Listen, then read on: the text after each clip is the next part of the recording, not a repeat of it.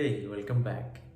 In the month of March and April, when novel coronavirus was planning to attack India for the second time, four states and one union territory in India were having their state assembly election. Now, the result of those elections came out. We have some really specific observation. Let's talk about them. So, let's start with the Union Territory Puducherry. There, the AINRC-led NDA enjoyed the popular mandate, and in Assam, BJP also managed to retain their power, whereas in Tamil Nadu, DMK, the regional opposition party, secured the victory. In Kerala, as it was expected, the leftist party won a popular mandate where BJP failed to secure even a single seat. So after knowing those results, now we can try to have some specific observations. In all these state assembly elections, there were mainly a dominant regional ruling party. However, in Assam and in Puducherry, BJP-led NDA government swept the elections. On other hand, if we see the situation of BJP in West Bengal, Tamil Nadu or Kerala where BJP didn't win, however, it has shown a growth in number of seats than the last time, especially in West Bengal where BJP had only 3 seats in 2016 and now they have 77. So at least they have managed to secure the main opposition party there. So there can be another observation like that what BJP did in this election is a total failure. However, the growth in regional level and also in few cases managed to be the main opposition party in a state assembly. That is what I think BJP won in this election. If we see a national picture, then there are two main alliances, NDA and UPA, and BJP is the main pillar of NDA union, whereas Indian National Congress is the main pillar of UPA. So these two national party, let's say, are struggling to have a say when it comes to state politics. We can put it like this, that both of them are failing to meet the regional need. Even when we are comparing these two main national pillars, we can still see that Indian National Congress is not even in a position to be in opposition in West Bengal, and it has also lost Puducherry Union Territory, which was ruled by them, to BJP in this election. And if we think rationally, we see that these elections were more beneficial to BJP than any other party, because if you see, the ruling parties were anyway there taking care of their own local agenda.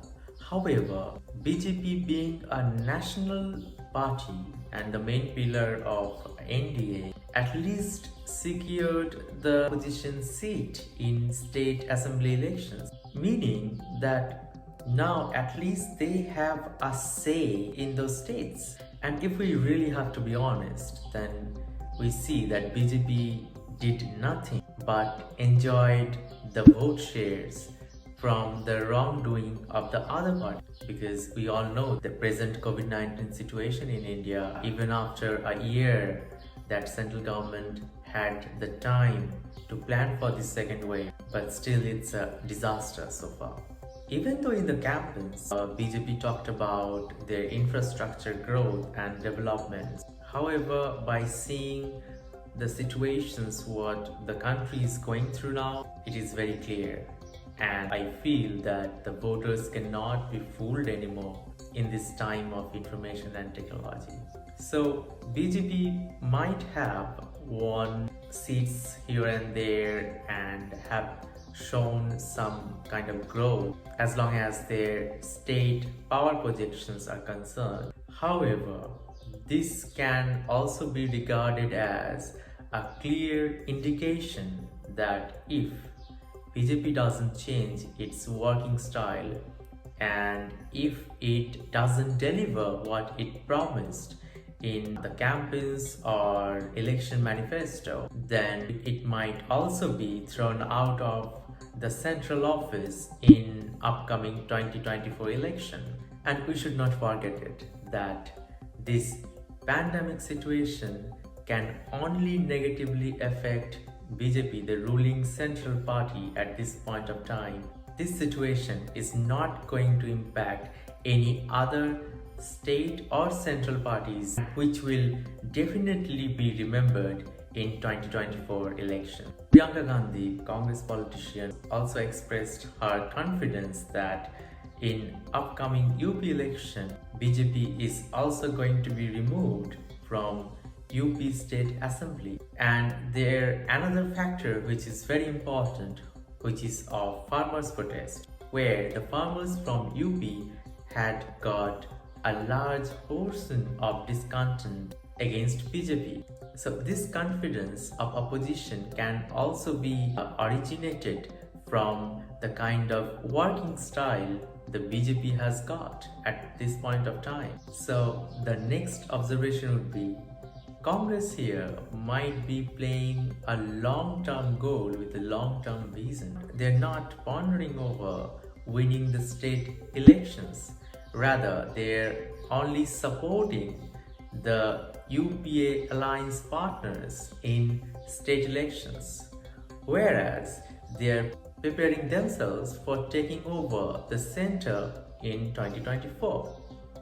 However, in this rivalry, the regional powers are the main winners because they are the ones knowing the regional criteria. They can connect with the people. This can be also an obstacle for a national party until and unless this national party has got a representation from the same culture, same language, or the familiar faces, but not someone coming from the other party as well. They have to build their own image with their own political ideology. This is what I believe. Otherwise, it's not possible. The next observation I would like to make is of the outbreak of violence in West Bengal right after this result announcement. The TMC party, which is the ruling party at this point of time, strayed for 3 times. They are attacking other parties like BJP and also CPIM, and I don't want to show disturbing images of them, but this violence is registered and it is really happening there in Bengal at this point of time. There are so many media channels, fact checkers as well.